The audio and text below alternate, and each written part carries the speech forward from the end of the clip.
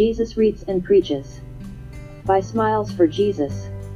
So he came to Nazareth, that Nazareth where he had been brought up, and he entered the synagogue, as was his custom on the Sabbath day. And he stood up to read. And there was handed to him the roll of the book of the prophet Isaiah.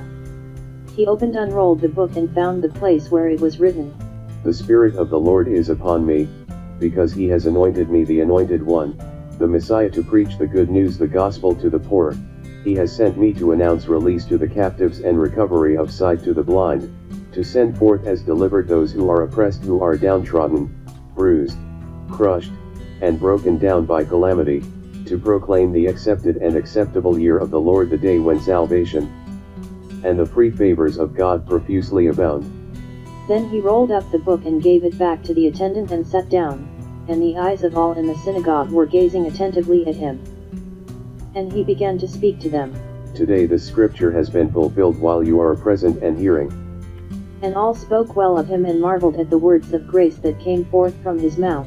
And they said, Is not this Joseph's son? So he said to them, You will doubtless quote to me this proverb, Physician, heal yourself. What we have learned by hearsay that you did in Capernaum, do here also in your own town. Then he said, Solemnly I say to you, no prophet is acceptable and welcome in his own town country.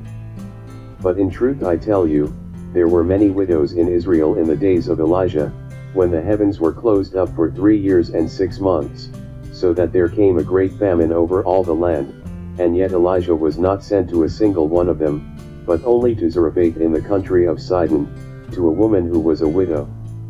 And there were many lepers in Israel in the time of Elisha the prophet, and yet not one of them was cleansed by being healed, but only Naaman the Syrian.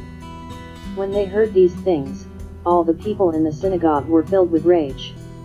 And rising up, they pushed and drove him out of the town, and laying hold of him they led him to the projecting upper part of the hill on which their town was built, that they might hurl him headlong down over the cliff. But passing through their midst, he went on his way.